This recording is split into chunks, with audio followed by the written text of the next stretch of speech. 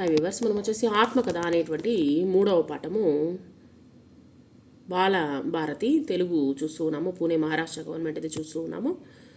సరే, ఆత్మకథ అంటే ఏంటి? ఏదైనా ఒక వస్తువు తన గురించి తాను స్థలము కావచ్చు, లేదా వ్యక్తి కావచ్చు, స్మారకం కావచ్చు, మొదలుగున్నవి వాటి గురించి తాను చెప్పుకునేటువంటి వాటిల్లో ఏమంటామంటే ఆత్మకథ అని అంటాము. ఇక్కడ ఏమేమి దేని గురించి ఆత్మకథ అనేటువంటిది చెప్తూ ఉన్నారో మనం చూద్దాం. ఇప్పుడు నేను భారతదేశపు చూడండి, నేను భారతదేశంలో గంగా, సింధు, బ్రహ్మపుత్ర జీవనదుల తర్వాత పేర్కొనదగినటువంటి పెద్ద నదిని, నన్ను దక్షిణ గంగా నది అని కూడా అంటారు, అంటే దక్షిణ గంగా అని కూడా పిలుస్తారు. నేను ఏ నదినో చెప్పుకోగలరా అని అడుగుతూ ఉన్నది.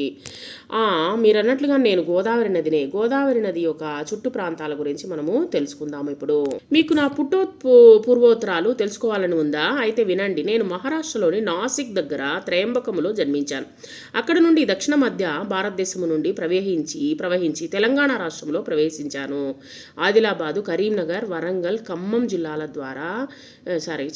జిల్లాల నుండి ఆంధ్రప్రదేశ్ రాష్ట్రంలో ప్రవేశించి తూర్పు గోదావరి మరియు పశ్చిమ గోదావరి జిల్లా మీదుగా ప్రవహించి బంగాళాఖాతంలో సంగమిస్తానంటే బంగాళాఖాతంలో కలుస్తుందనమాట. ఇది దీని యొక్క పూర్వోత్తరము. నా ఒడ్డున చాలా ప్రఖ్యాత పుణ్యక్షేత్రాలు మరియు పట్టణాలు కూడా ఉన్నాయి. సో చుట్టుపక్కల వచ్చేసి గోదావరి నదికి చుట్టూ అనేకమైనటువంటి పట్టణాలు ఉన్నాయి, పుణ్యక్షేత్రాలు ఉన్నాయి. నా జన్మస్థలమైనటువంటి త్రయంబకం నాసిక్లో త్రయంబకేశ్వర్ అనేటువంటి పురాతన దేవాలయం ఉంది. ఇది శివుని 12 జ్యోతిర్లింగాల్లో ఒకటిగా వెలుగొందుతుంది. అంటే 12 జ్యోతిర్లింగాల్లో ఇది ఒకటి అనమాట, నాసిక్ అనమాట. ఇది శివుని 12 వెలుగొందుతుంది. అలాగే తెలంగాణ రాష్ట్ర భద్రాచలంలోని శ్రీ సీతారామస్వామి ఆలయము ప్రసిద్ధిగాంచింది. భద్రాచలం కూడా నా పక్కనే ఉందన్నమాట, గోదావరి నది పక్కనే ఉంది. దీన్ని రామదాసు అనే భక్తుడు నిర్మించాడు. 12 సంవత్సరాల కొకమారు జరిగేటువంటి పుష్కరాలు మహారాష్ట్ర, తెలంగాణ, ఆంధ్రప్రదేశ్లో జరుగుతాయి. దేశ విదేశాల నుండి భక్తజనము అక్కడికి విచ్చేసి నాలో పుణ్యక్షేత్రాలు అనేటువంటి పుణ్య స్నానాలు అనేటువంటిది ఆచరిస్తారు. ఈ విధంగా వచ్చేసి నేను ఈ యొక్క ప్రాంతాల్లో వచ్చేసి ప్రవహిస్తూ ఈ యొక్క పట్టణాలని తాకుతూ ఉంటానన్నమాట. అంతేకాదు 1853 సంవత్సరంలో సర్ ఆర్థర్ కాటన్ ఆధ్వర్యంలో వచ్చేసి ధవళేశ్వరం వద్ద నాపై ఆనకట్ట కూడా కట్టబడింది. ఆ తర్వాత ఈనాటికి దాదాపుగా 10 లక్షల ఎకరాల భూమికి నేను నీటి సాగుని సరఫరా చేస్తూ ఉన్నాను. అంటే ఈ యొక్క ప్రాజెక్ట్, ఈ యొక్క ఆనకట్ట వలన అనేకమైనటువంటి అవి ఎన్నో భూములు వచ్చేసి సాగుబడి అవుతున్నాయి. మీ అందరికీ ఆహారాన్ని కూడా అందిస్తూ ఉన్నాను. నా పారివాహిక ప్రాంతాలను మీరు పరిశుభ్రంగా ఉంచితే ఆరోగ్యకరమైనటువంటి నీటిని అందించగలుగుతాను. ఇక్కడ చూడండి, తెలంగాణ రాష్ట్రము భద్రాచలము శ్రీ సీతారామస్వామి ఆలయం అనమాట. ఇక్కడ నా వరదలతో అప్పుడప్పుడు మిమ్మల్ని బాధిస్తూ ఉంటాను కూడా, క్షమించండి. అంటే వర్షం పడితే వచ్చేసి వరదలు వస్తాయన్నమాట. సో నన్ను క్షమించండి, గోదావరి నది ఉప్పొంగుతుంది అని చెప్తారు కదా. సో పాపికొండల మధ్య నా ప్రవాహము సరిగమ పదనిసలతో సాగుతుంది. ఇందులో లాంచీ ప్రయాణము ఎంతో ఆహ్లాదాన్ని ఇస్తుంది. ఆ యొక్క లాంచీ ప్రయాణంలో పడవ ప్రయాణం అనేటువంటి చేస్తూ ఉంటారు. అక్కడ ప్రకృతి సౌందర్యానికి మారుపేరుగా నిలిచాను. నా అందచందాలను నేను చెప్పుకోవడం ఏంటి, కీర్తిశేషులు ఆయన అడవి బాపిరాజు గారు మీకు గేయం రూపంలో మీరే చదువుకోండి అని ఇక్కడ మనకు చెప్తూ ఉన్నారు. పొంగిపోయింది గోదావరి, తాను తెప్పున ఎగసింది గోదావరి, కొండల్లో ఉరికింది, కోనల్లో నిండింది, ఆకాశగంగతో హస్తాలు కలిపింది, ఉప్పొంగిపోయింది గోదావరి, అడవి చెట్లన్నీ జడలోన తురిమింది, ఊళ్ళ దండలు గుచ్చి మెళ్ళోన వాల్చింది, ఉప్పొంగిపోయింది గోదావరి, వడులలో సుడులలో గురవాల నదులలో పరవళ్ళు త్రొక్కుతూ ప్రవహించి వచ్చింది, ఉప్పొంగిపోయింది గోదావరి, శంఖాలు పూరించి కిన్నెర్లు మీటించి శంకరాభరణ రాగాలాపన కంటి అయి ఉప్పొంగిపోయింది గోదావరి, నరమానవుడి పనులు శిరమొగ్గి వణికాయి, కరమెత్తి దీవించి కడలిలే నిలిచింది, ఉప్పొంగిపోయింది గోదావరి అంటూ ఇక్కడ గోదావరి గురించి అడవి బాపిరాజు గారు అనేకమైన ప్రకృతి సౌందర్యాన్ని వర్ణిస్తూ రాశారనమాట. ఇప్పుడు మరలా తన గురించి చెప్పుకుంటుంది. నాకు ఒక పురాణ చరిత్ర కూడా ఉందండోయ్. ఒకప్పుడు దేశంలో క్షామము ఏర్పడినప్పుడు గౌతమ మహర్షి అనేటువంటి తపస్సుతో శివుని మెప్పించి గంగను భూమి మీదకు తెప్పించాడు. ఆ గంగయే నేను, అందుకే నన్ను గౌతమి అని కూడా అంటారు. ఆంధ్రప్రదేశ్లో ధవళేశ్వరము దగ్గర నేను 7 పాయలుగా చెల్లిపోయాను. ఈ పాయలు సప్త ఋషులతో పేర్లతో పిలువబడతాయి. అది ఒకటి గౌతమి, వశిష్ఠ, వైనతేయ, ఆత్రేయ, భరద్వాజ, తుల్యభాగ మరియు కశ్యప. ఇందులో గౌతమి వశిష్ట వైనతేయులు మాత్రమే ప్రవహించేటువంటి నదులు, మిగిలినవన్నీ అంతర్వాహినులు. మహారాష్ట్రలో నేను ప్రవహించేటువంటి జయకవాడి ప్రాంతంలో ఒక పక్షుల వలస కేంద్రం కూడా ఉంది. అంటే ఎక్కువగా వచ్చేసి ఈ యొక్క నదులు ఉన్నటువంటి ప్రదేశాల్లో పక్షులు కూడా నివసిస్తూ ఉంటాయి. అనేకమైన పక్షులు వచ్చేసి అక్కడికి వస్తూ పోతూ ఉంటాయి, వలస వస్తూ ఉంటాయి. అంతేకాక నా పేరున భారత నౌకాదళం వారి INS గోదావరి అనేటువంటి నౌక కూడా ఉన్నది.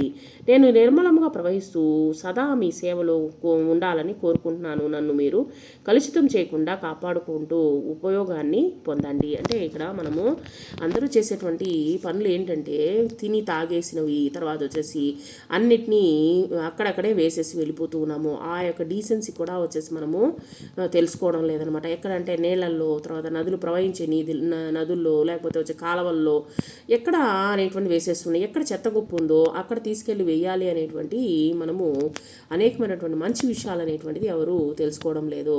సరే, ఈ యొక్క పాఠంలో గ్రామర్ గురించి తెలుసుకుందాము, వ్యాకరణము. ఒకనాడు ఇక్కడ వచ్చేసి నామవాచకంలో ఉన్నటువంటి భేదాల గురించి తెలుసుకుందాం. ఒకనాడు కణ్వ మహర్షి తన శిష్యులతో కలిసి అరణ్య ప్రాంతం గుండా ప్రయాణం చేస్తూ ఉన్నారు. ఇక్కడ అండర్లైన్ చేస్తున్నాయి చూడండి. అప్పుడు ఒక పసిబిడ్డ ఏడుపు వినిపించింది. దగ్గరగా వెళ్ళి చూశాడు.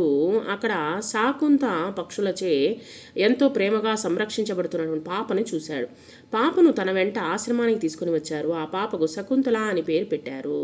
శాకుంతలము అంటే ఏంటంటే కాకి అనమాట. కాకుల ద్వారా ఆమె ఈ యొక్క కాపాడబడింది కాబట్టి శకుంతల అని పేరు పెట్టారనమాట. సరే, ఉపాధ్యాయుడు క్రింది తరగతిలో నామవాచకం గురించి మీరు అన్నీ తెలుసుకున్నారు కదా.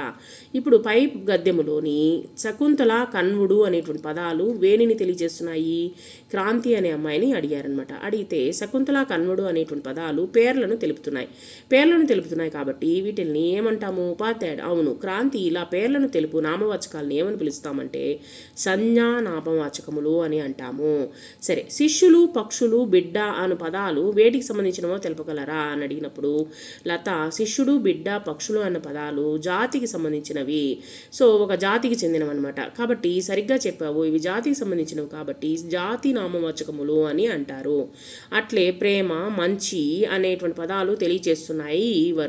వరుణ్ అంటున్నాడు, ప్రేమ, మంచి అన్న పదాలు ఒక భావాన్ని తెలియచేస్తున్నాయి సార్. భావాన్ని అంటే ఆ యొక్క మనసులో ఉన్నటువంటి భావాలను, గుణాలను గురించి తెలియజేస్తున్నాయి. అవును, బాగా చెప్పావు. ఇలా వ్యక్తుల, వస్తువుల భావాలను అంటే మనసులో ఉన్నటువంటి విషయాలను గురించి తెలియజేసేదాన్ని, గుణాలను తెలియజేసేదాన్ని భావనామ విశేషణము అంటాము. ప్రయాణం చేయుట, వినుట, పెట్టుట అన్న పదాలు దేనికి సంబంధించినవి తెలియజేస్తున్నాయి పీటర్ అంటే ప్రయాణం చేయుట, వినుట, పెట్టుట అనేటువంటి పదాలు క్రియలను గురించి తెలియజేస్తున్నాయి.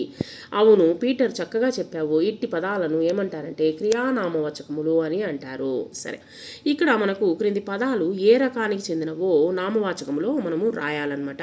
చూడండి, తెలుసుకుందాము. ఎలుక వచ్చేసి జాతివాచక నామవాచకము, ఒక జాతికి చెందింది అనమాట. వెళ్ళుట క్రియాజన్య నామవాచకము, పుస్తకము అనేటువంటి జాతివాచక నామవాచకము, తర్వాత భయము అనేటువంటి గుణవాచక నామవాచకము, భరతుడు సంజ్ఞావాచక నామవాచకము, తర్వాత స్త్రీ అనేటువంటిది జాతివాచక నామవాచకము, తెలుపు అనేటువంటిది గుణవాచక నామవాచకము, నడక అనేటువంటిది క్రియాజన్య నామవాచకము. సరే, ఇక్కడ వచ్చేసి నదీ పారివాహ ప్రాంతాల్లో కొన్ని పుణ్యక్షేత్రాలు ఉన్నాయని తెలుసుకుందాము. ఆ యొక్క పుణ్యక్షేత్రాలు, తర్వాత వచ్చేసి ఆ యొక్క పుణ్యక్షేత్రాల యొక్క విశేషాలు ఏంటి అనేటువంటి తెలుసుకుందాము.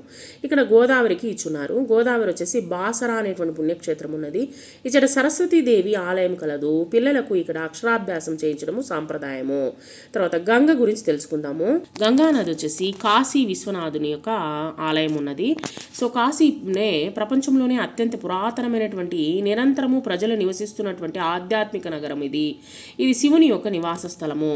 తర్వాత వచ్చేసి కృష్ణానది వచ్చేసి ఎక్కడున్నది? విజయవాడలో ఉన్నది. సో కృష్ణానది అంటేనే విజయవాడ అని వస్తుంది. విజయవాడ అంటే ఏం గుర్తుకొస్తుంది? కనకదుర్గమ్మ తల్లి అనేటువంటి ఆ యొక్క దుర్గాదేవి యొక్క మనము గుర్తుకొస్తుంది అనమాట. ఇంద్రకీలాద్రి పర్వతంపై స్వయంభూగా వెలిసినటువంటి కనకదుర్గమ్మ ఆలయము ఆంధ్రప్రదేశ్లోని అత్యంత ప్రముఖమైనటువంటి శక్తిపీఠం అనమాట. సో ఈ విధంగా వచ్చేసి ఒక్కొక్క ప్రాంతంలో ఒక్కొక్క నగరం అనేటువంటి వెలిసింది. ఒక్కొక్క దేవుళ్ళు వచ్చేసి మనకు అనేకమైనటువంటి వరాలను అందిస్తూ ఉన్నారనమాట ఇక్కడ మన యొక్క ఆంధ్ర రాష్ట్రంలో వచ్చేసి. సో నదులు, వాటి యొక్క పుణ్యక్షేత్రము, తర్వాత విశేషాలు అనేటువంటిది మనం తెలుసుకున్నాము.